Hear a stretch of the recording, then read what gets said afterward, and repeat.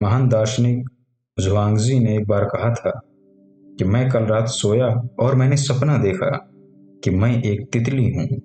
अब मैं जाग गया हूं और उलझन में हूं। क्या मैं एक इंसान हूं जिसने तितली होने का सपना देखा, या मैं एक तितली हूं जो अब इंसान होने का सपना देख रही। हमारा पूरा अस्तित्व हमारी 5 इंद्रियों पर टिका है। हम जो देखते हैं, सुनते हैं, चखते हैं, सूंघते हैं और छूते हैं, वही हमारे लिए सत्य है। लेकिन विज्ञान कहता है कि आपकी इंद्रियां खिड़कियां नहीं हैं, वे जेल की सलाखें हैं। चलिए इसे एक उदाहरण से समझते हैं। इलेक्ट्रोमैग्नेटिक स्पेक्ट्रम बहुत विशाल है। इसमें रेडियो वेव्स हैं, माइक्रोवेव्स हैं, इंफ्रारेड है, अल्ट्रावायलेट है, एक्सरे है और गामा रेज है। लेकिन हमारी आंखें इस पूरे स्पेक्ट्रम का 0.0035% से भी कम हिस्सा देख पाती हैं। इसे हम विजुअल लाइट कहते हैं। इसका मतलब समझ रहे हैं आप? हमारे चारों ओर एक अनंत दुनिया मौजूद है जिसे हम देख ही नहीं सकते। अगर आप एक पिट वाइपर सांप होते तो आप इंफ्रारेड देख पाते। आपके लिए दुनिया का रूप रंग बिल्कुल अलग होता। अगर आप एक मधुमक्खी होते तो आप अल्ट्रावायलेट देख पाते। तो अंतिम सत्य क्या है? वह दुनिया जो आपको दिख रही है, या वह दुनिया जो उस सांप को दिख रही है, या वह जो उस मधुमक्खी को? सच्चाई यह है कि इनमें से कोई भी अंतिम सत्य नहीं है। ये सब सिर्फ व्याख्याएं हैं। आपका दिमाग बाहर से आने वाले डेटा को फिल्टर करता है और आपको सिर्फ उतना ही दिखाता है जितना आपके सर्वाइवल के लिए जरूरी है। अगर आपको सब कुछ एक साथ दिखने लगे, हर वेवलेंथ, हर एटम की हरकत, तो आपका दिमाग पागल हो जाएगा। इसलिए प्रकृति ने आपको अंधा रखा है ताकि आप सुरक्षित रह सकें। क्या आप समझ पा रहे हैं? हम एक ऐसी दुनिया में रह रहे हैं जो आधी अधूरी है। हम एक बहुत बड़े थिएटर में बैठे हैं जहां स्क्रीन पर सिर्फ एक छोटा सा कोना दिख रहा है, और हम समझ रहे हैं कि यही पूरी फिल्म है। यहीं पर वह पुरानी कहानी आती है जो हम सब ने सुनी है लेकिन कभी गहराई से नहीं समझी। 6 अंधे लोग और हाथी। गांव के 6 अंधे लोग एक हाथी के पास खड़े थे। पहले ने हाथी की सूंड पकड़ी और कहा, ओह, सत्य तो एक मोटे सांप जैसा है। दूसरे ने उसका कान छुआ और कहा, नहीं भाई, सत्य तो एक बड़े हाथ वाले पंखे जैसा है। तीसरे ने हाथी का पैर पकड़ा और दावा किया कि तुम सब गलत हो, सत्य तो एक मजबूत खंभे की तरह। वे सब आपस में लड़ने लगे। हर कोई चिल्ला रहा था कि मैं सही हूं। जानते हैं क्यों? क्योंकि उनका अनुभव सच्चा था। जिसने पूंछ पकड़ी थी उसके लिए वह रस्सी ही थी।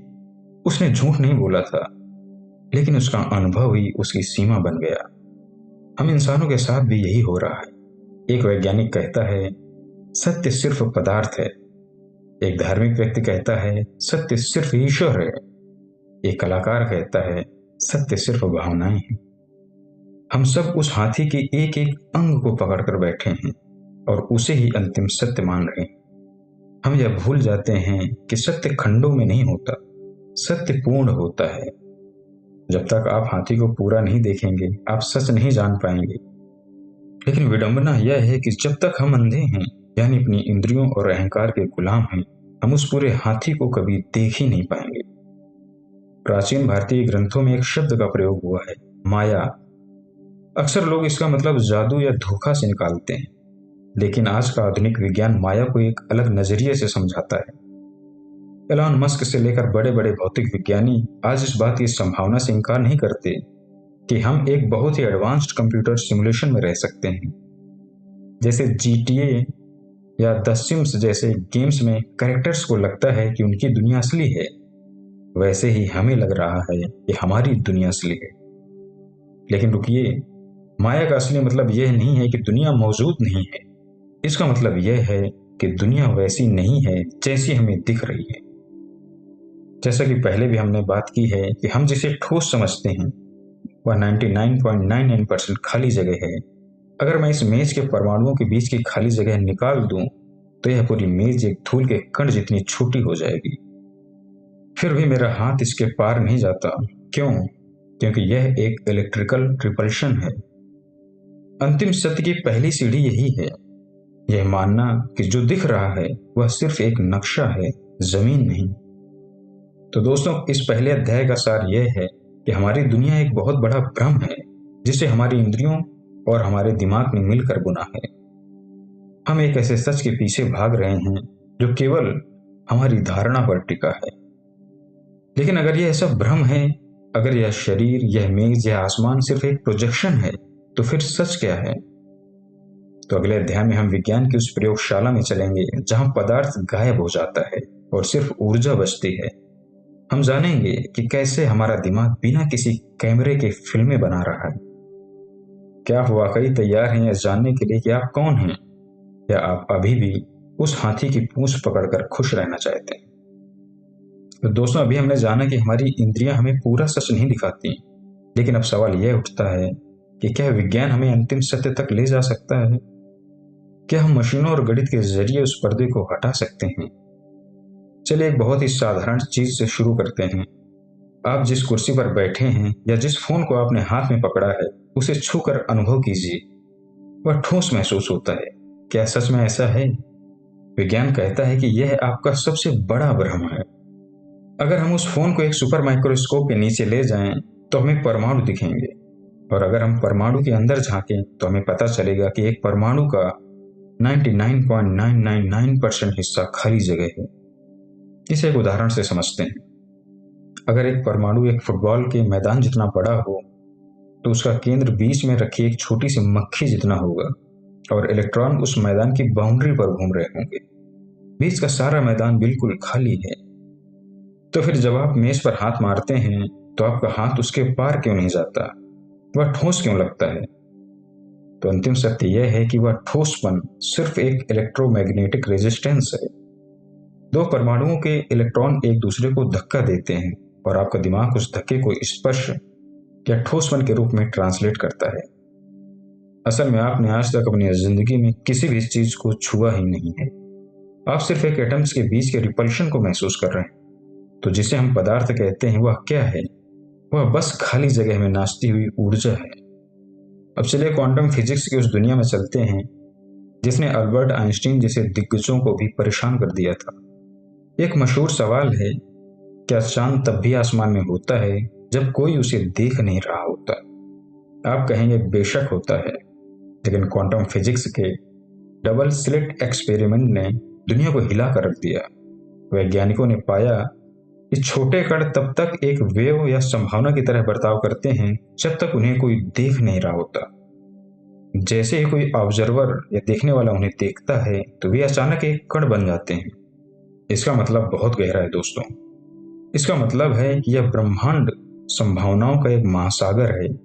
जब तक चेतना, कॉन्शियसनेस इसे नहीं देखती, तब तक कुछ भी निश्चित नहीं है।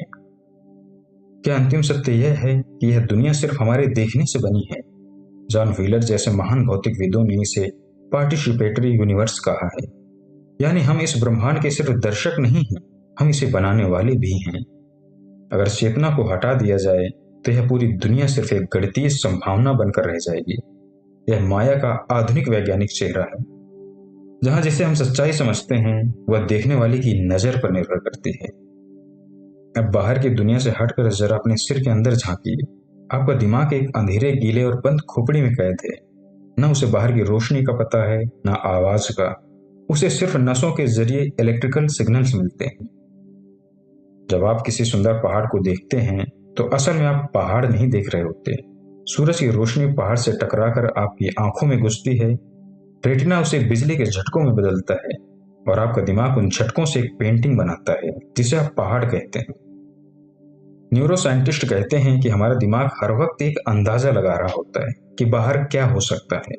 इसे एक उदाहरण से समझिए। क्या आपने कभी रात के अंधेरे में सड़क पर पड़ी एक रस्सी को सांप समझ लिया है? उस पल में आपका डर असली था, आपकी चीख असली थी, आपका दिल सच में तेज धड़क रहा था। आपके लिए वह सांप सत्य था, लेकिन जैसी ही रोशनी हुई, वह रस्सी बन गई।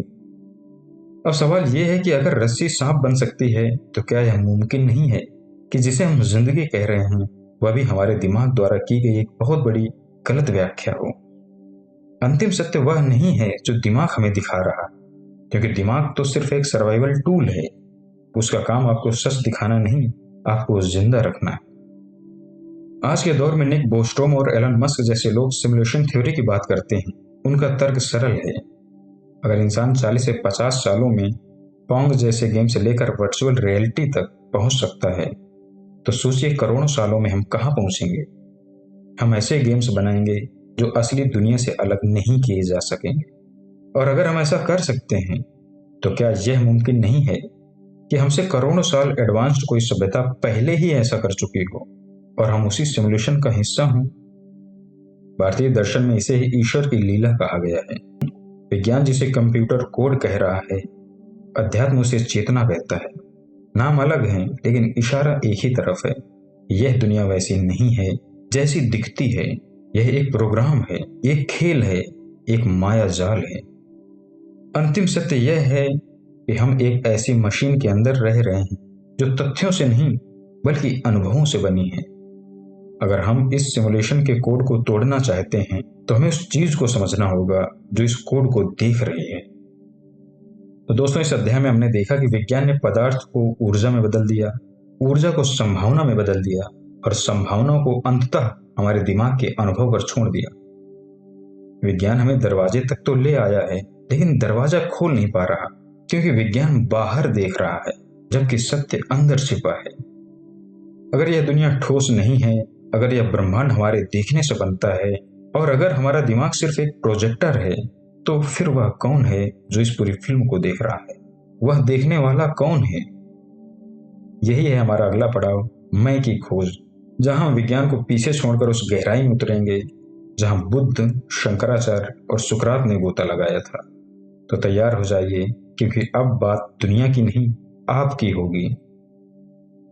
दोस्तों, पिछले 2 अध्याय में हमने देखा कि इंद्रियां झूठ बोलती हैं और विज्ञान कहता है कि पदार्थ सिर्फ एक भ्रम है।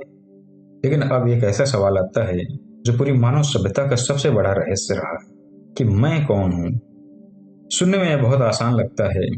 आप अपना नाम बताएंगे, अपना पेशा बताएंगे, अपनी पहचान बताएंगे। लेकिन रुकिए, चलिए एक विचार प्रयोग करते हैं, थॉट एक्सपेरिमेंट। कल्पना कीजिए कि कल सुबह आप सोकर उठते हैं और आपको अपना नाम याद नहीं। तो क्या आप मिट गए? बिल्कुल नहीं, आप तो अभी भी हैं। एक और कल्पना कीजिए कि दुर्घटना में किसी का हाथ या पैर कट जाता है। तो क्या उसका मैं कम हो जाता है? नहीं, वह व्यक्ति अभी भी महसूस करता है कि वह वही है। यानी आप अपना नाम नहीं है, आप अपना शरीर नहीं हैं। चलिए और गहराई में चलते हैं। तो क्या आप अपने विचार हैं? अभी आपके दिमाग में एक विचार आया, मुझे भूख लगी है। थोड़ी देर बाद वह चला गया। दूसरा विचार आया, यह पॉडकास्ट दिलचस्प है। विचार तो बादलों की तरह आते जाते रहते हैं, लेकिन आप देखने वाले वहीं रहते हैं। अगर आप विचार होते तो विचार के खत्म होते ही आप भी खत्म हो जाते, पर ऐसा नहीं होता। तो फिर वह मैं कौन है जो बचपन से लेकर बुढ़ापे तक एक जैसा रहता है? शरीर बदल गया, कोशिकाएं बदल गईं, यादें धुंधली हो गईं, लेकिन वह होने का एहसास, सेंस ऑफ बीइंग नहीं बदला। यह मैं कहाँ छिपा है? 20वीं सदी के महान संत रमन महर्षि ने दुनिया को एक बहुत सरल लेकिन घातक हथियार दिया था, मैं कौन हूं का प्रश्न। उन्होंने कहा कि जब भी कोई विचार आए तो उससे लड़ो मत, बस पूछो यह विचार किसे आया। जवाब मिलेगा मुझे आया। तो फिर पूछो मैं कौन हूं। जब आप इस सवाल के साथ गहराई में उतरते हैं तो आप एक अद्भुत चीज पाते हैं। आप पाते हैं कि जिसे आप मैं समझ रहे थे वह सिर्फ एक अहंकार है, ईगो है। तो फिर यह अहंकार क्या है? यह यादों, उम्मीदों, डरों और सामाजिक कंडीशनिंग का एक बंडल है।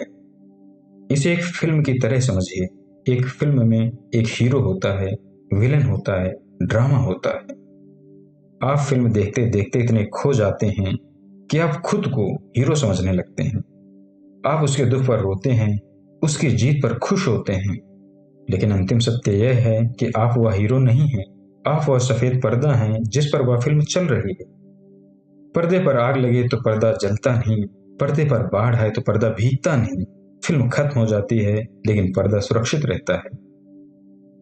मैं वही पर्दा है जिसे न आग जला सकती है, न पानी भिगो सकता है। इसे ही भगवत गीता में आत्मा कहा गया है और बुद्ध ने इसे शुद्ध चेतना कहा। अब यहां से दर्शन एक ऐसी ऊंचाई पर पहुंचता है जहां सर चकराने लगता है। आदि शंकराचार्य का अद्वैत कहता है कि अहम ब्रह्मास्मि, मैं ही ब्रह्म हूं। इसका मतलब यह नहीं है कि आपकी ईगो, अहंकार भगवान है। इसका मतलब यह है कि जब आप मैं की तलाश में गहराई तक जाते हैं तो वह छोटा मैं गायब हो जाता है और आप पाते हैं कि आप वही अनंत चेतना हैं जो पूरे ब्रह्मांड में व्याप्त है। इसे एक समुद्र और लहर के उदाहरण से समझिए। एक छोटी लहर को लग सकता है कि वह दूसरी बड़ी लहर से अलग है। वह डरती है कि जब वह किनारे से टकराएगी तो खत्म हो जाएगी। उसका पूरा जीवन डर और प्रतिस्पर्धा में बीतता है। लेकिन जिस दिन उस लहर को यह बोध होता है कि वह लहर नहीं है बल्कि पानी है, उसका सारा डर खत्म हो जाता है। पानी कभी मरता नहीं, लहरें आती जाती रहती हैं। अंतिम सत्य यह है कि आप इस ब्रह्मांड में एक छोटी सी लहर की तरह नहीं आए हैं। आप वह पूरा का पूरा ब्रह्मांड है जो एक लहर के रूप में खुद को अनुभव कर रहा है। मशहूर सूफी संत मंसूर अल हल्लाज ने जब अनल हक यानी कि मैं ही सत्य हूं कहा तो उस समय के कट्टरपंथियों ने उन्हें मार दिया था। लेकिन उन्होंने तो सिर्फ उस सत्य की घोषणा की थी जिसे उन्होंने अपने भीतर देख लिया था। सत्य यह है कि देखने वाला ही दृश्य है। लेकिन यहाँ एक बहुत बड़ी समस्या है। जैसे मैं कहता हूं कि मैं चेतना हूं, मैंने फिर से एक विचार बना लिया। अंतिम सत्य की खोज में सबसे बड़ी चुनौती यह है कि आप उसे अपनी बुद्धि से नहीं पकड़ सकते। बुद्धि एक चिमटे की तरह है जो चीजों को पकड़ती है। लेकिन क्या चिमटा खुद को पकड़ सकता है? क्या आंख खुद को देख सकती है? क्या चाकू खुद को काट सकता है? नहीं। इसीलिए बुद्ध ने निर्वाण की बात की थी, जिसका अर्थ है बुझ जाना। जब आपका अहंकार, आपकी पहचान, आपकी मैं की धारणा पूरी तरह बुझ जाती है, तब जो बचता है वह सत्य है। दार्शनिक जय कृष्णमूर्ति कहते थे, the observer is the observed, यानी कि देखने वाला ही देखा गया। जब आप एक फूल को देखते हैं और आपके बीच फूल नाम का शब्द या कोई विचार नहीं होता, तब आप और फूल एक हो जाते हैं। उस एकत्व के क्षण में ही, उस वननेस के क्षण में ही अंतिम सत्य की झलक मिलती है। पर हम क्या करते हैं?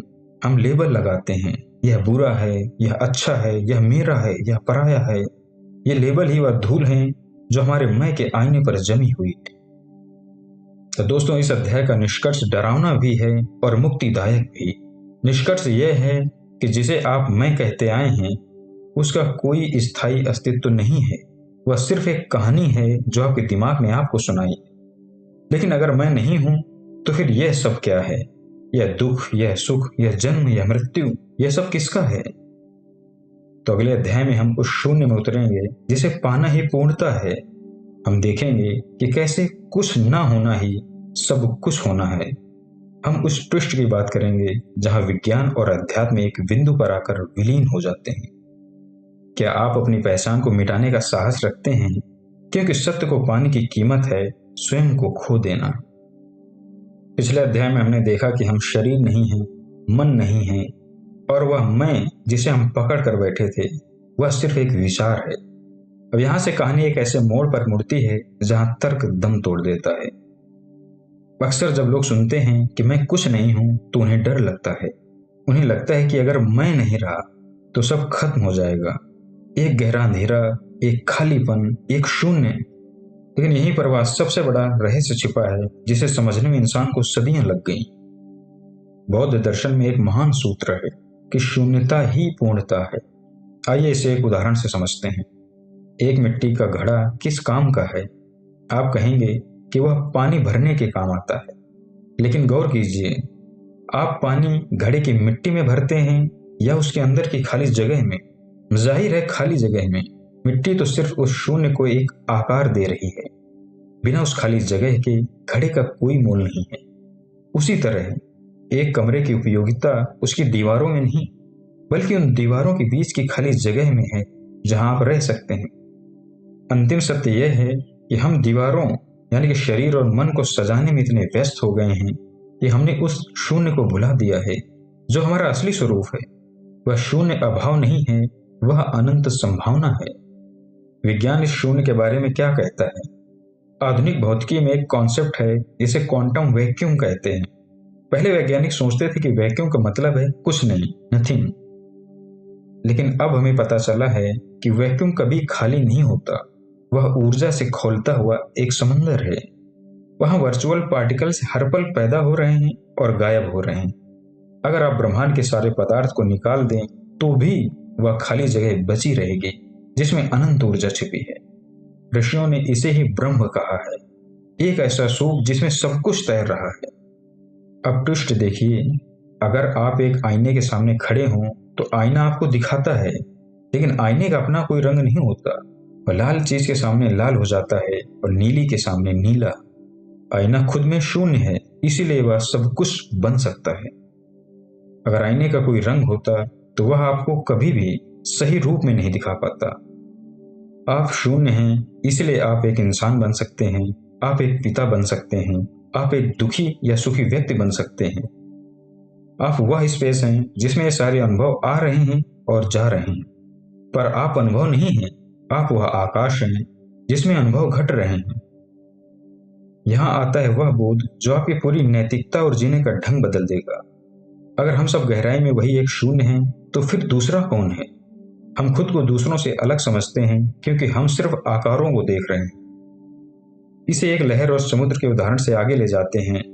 दो लहरें आपस में लड़ सकती हैं कि मैं बड़ी हूं और तुम छोटी, लेकिन नीचे से वे दोनों एक ही समुद्र का हिस्सा हैं। जब एक लहर मरती है तो पानी नहीं मरता। इसका मतलब यह है कि जब आप किसी दूसरे को दुख पहुंचाते हैं तो आप खुद को ही चोट पहुंचा रहे हैं। जब आप किसी से नफरत करते हैं तो आप उसी चेतना से नफरत कर रहे होते हैं जो आपके भीतर धड़क रही है। अंतिम सत्य यह नहीं है कि हम सब एक जैसे हैं। अंतिम सत्य यह है कि हम सब एक ही हैं। रेगिस्तान में हजारों रेत के कण होते हैं, लेकिन वे सब मिलकर एक ही रेगिस्तान कहलाते हैं। सोने के हजारों गहने हो सकते हैं, अंगूठी, हार, कंगन, लेकिन उन सब का सत्य सिर्फ सोना है। आकार बदलता है, सत्य नहीं। हम जिसे मौत कहते हैं वह क्या है? वह बस एक आकार का मिटना है, ताकि ऊर्जा फिर से उस शून्य में लौट सके और नया आकार ले सके। ऊर्जा न कभी पैदा होती है, न कभी मरती है। आप कभी पैदा नहीं हुए थे, इसलिए आप कभी मरेंगे भी नहीं। यह एहसास ही मोक्ष है। हम पूरी जिंदगी सत्य को ढूंढ रहे हैं। हम हिमालय जा रहे हैं, किताबें पढ़ रहे हैं, पॉडकास्ट सुन रहे हैं, लेकिन सच तो यह है कि जो ढूंढा जा रहा है वह ढूंढने वाले के भीतर ही है। मशहूर सूफी संत रूमी ने कहा था कि मैं सदियों तक खुदा के घर का दरवाजा खटखटाता रहा, और जब दरवाजा खुला तो पता चला कि मैं अंदर से खटखटा रहा था। सत्य कोई ऐसी चीज नहीं है जो आपको मिलेगी, क्योंकि जो चीज मिलती है वह कल छिन भी सकती है।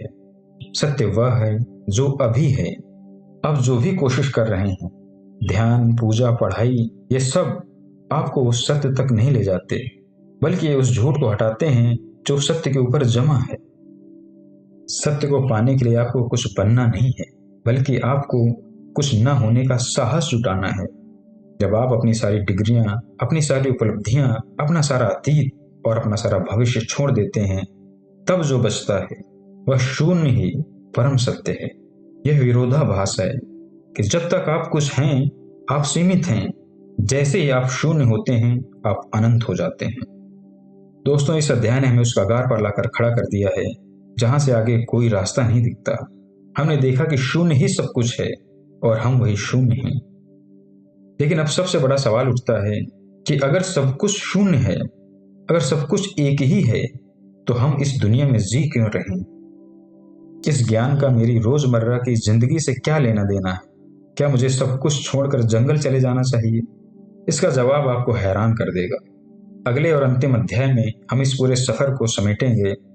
हम जानेंगे कि अंतिम सत्य को जानकर इस अधूरी दुनिया में कैसे जिया जाता है। हम उस शांति की बात करेंगे जो तूफान के बीच भी बनी रहती है। क्या आप सचमुच जागने के लिए तैयार हैं, या आप वापस उस मीठे सपने में जाना चाहते हैं? हम इस सफर के आखिरी मुकाम पर पहुंच गए हैं। हमने पर्दों को गिरते देखा, हमने विज्ञान की सीमाओं को छुआ, हमने मैं की परतों को छीला, हमने उस शून्य का सामना किया जो पूर्ण है। अब आपके मन में एक बहुत ही व्यावहारिक और जरूरी सवाल उठ रहा होगा कि अगर सब कुछ भ्रम है, अगर मैं एक शून्य हूं, अगर यह दुनिया एक सिमुलेशन या माया है, तो मैं अब क्या करूं? क्या मुझे अपनी नौकरी छोड़ देनी चाहिए? क्या मुझे अपने रिश्तों से मुंह मोड़ लेना चाहिए? क्या इस ज्ञान का मेरी रोजमर्रा की जिंदगी में कोई मोल है? दोस्तों, अंतिम सत्य आपको पलायनवादी नहीं बनाता, वह आपको मुक्त बनाता है। इसे एक उदाहरण से समझते हैं। एक बेहतरीन एक्टर वह है जो अपने किरदार में पूरी तरह डूब जाए। वह रोए, वह लड़े, वह प्यार करे, लेकिन पर्दे के पीछे उसे पता होता है कि वह एक्टर है, वह किरदार नहीं। जैसे ही शॉट खत्म होता है वह अपनी वैनिटी वैन में जाकर आराम से बैठता है। उसे उस किरदार का दुख घर तक नहीं सताता। अंतिम सत्य को जानना ठीक वैसा ही है। आप इस दुनिया के नाटक में अपना किरदार पूरी तरह निभाएंगे।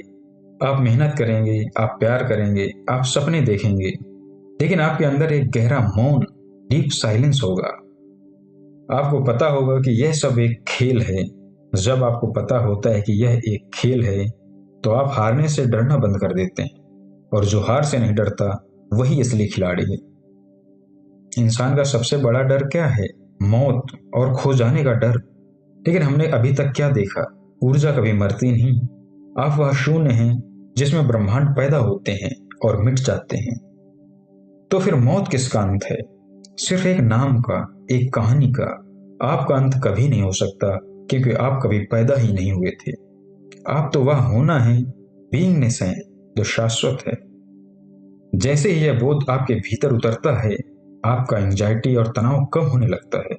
आप देखते हैं कि आप जिन छोटी छोटी चीजों के लिए रातों की नींद हराम कर रहे थे, किसी ने क्या कहा, बैंक बैलेंस कितना है, भविष्य क्या होगा, वे सब उस विशाल समुद्र की सतह पर उठने वाले छोटे छोटे बुलबुले हैं। अंतिम सत्य को जानने का व्यावहारिक अर्थ है डिटैच्ड अटैचमेंट, यानी कि अनासक्त जुड़ाव। आप दुनिया से जुड़े हैं लेकिन उस पर निर्भर नहीं हैं। अब आप अपनी खुशियों के लिए परिस्थितियों के गुलाम नहीं हैं। अब आप बाहर से भरने की कोशिश नहीं कर रहे, क्योंकि आप जान गए हैं कि आप पहले से ही पूर्ण हैं। जो व्यक्ति अपने शून्य में संतुष्ट है, उसे पूरी दुनिया का सम्राट भी नहीं झुका सकता। महान दार्शनिक लाओ त्से ने कहा था कि जो जानते हैं वे बोलते नहीं, और जो बोलते हैं वे जानते नहीं। शायद आपको लग रहा होगा कि मैंने कुछ मिनटों में बहुत कुछ बता दिया, लेकिन सच तो ये है कि मैंने कुछ नहीं बताया। मैंने सिर्फ उस तरफ इशारा किया जहां सत्य खड़ा है। सत्य को शब्दों में बांधना वैसा ही है जैसे किसी को नमक का स्वाद शब्दों में समझाना। आप हजारों पन्ने लिख सकते हैं, लेकिन जब तक वह व्यक्ति खुद उसे चख न ले, वह कभी नहीं जान पाएगा कि नमक क्या है। इसीलिए बुद्ध, जब उन्हें ज्ञान मिला तो वे हफ्तों तक चुप रहे। उन्होंने सोचा, मैं इसे कैसे समझाऊं? जो मैंने देखा है उसके लिए कोई शब्द ही नहीं है। अंततः उन्होंने मौन को ही अपनी सबसे बड़ी शिक्षा बनाया। अंतिम सत्य मौन है, तो विचारों के बीच जो खाली जगह है वह सत्य है। गहरी नींद में जब कोई सपना नहीं होता, वह जो होने का एहसास है वह सत्य है। जब आप किसी सुंदर सूर्यास्त को देखते हैं और आपका दिमाग एकदम शांत हो जाता है, उस पल की हैरानी वह सत्य है। सत्य कोई सूचना नहीं है जिसे आप याद कर लें। सत्य एक अनुभव है जिसे आपको जीना होगा, और उस अनुभव की शुरुआत होती है मौन से, चुप रहने से, अपने भीतर के शोर को कम करने से। तो दोस्तों, द कॉन्शियसनेस के सफर का अंत यहाँ होता है, लेकिन आपकी यात्रा यहाँ से शुरू होती है। आज हमने जिन बातों की चर्चा की, उन्हें सिर्फ सुनकर मत भूल जाइए, उन्हें अपने जीवन की कसौटी पर कसिए। अंतिम सत्य यह है कि आप वह नहीं हैं जिसे आप ढूंढ रहे हैं, आप वह ढूंढने वाले ही हैं। You are not what you are looking for, you are the one who is looking. दुनिया आपको बताएगी कि आप छोटे हैं, आप कमजोर हैं, आप नश्वर हैं, लेकिन द कॉन्शियसनेस का यह मंच आपको याद दिलाता है कि आप अनंत हैं। आप वही परम सत्य हैं जिसे जानने के लिए सूरज चमकता है और सितारे टूटते हैं। नमस्कार दोस्तों, मैं हूं राम। आप सुन रहे थे द कॉन्शियसनेस। आज का सफर बस यहीं तक, पर मैं जाने से पहले आपके लिए एक सवाल छोड़कर जा रहा हूं। यह सवाल आपको परेशान करेगा, लेकिन यही आपको जगाएगा। अगर आज इस पल में आपकी सारी यादें, आपके सारे रिश्ते, आपका सारा पैसा और आपका ये शरीर आपसे छीन लिया जाए, तो वो क्या बचेगा जो मैं है? और क्या आप उस मैं के साथ अकेले बैठने की हिम्मत रखते हैं? सोचिएगा जरूर।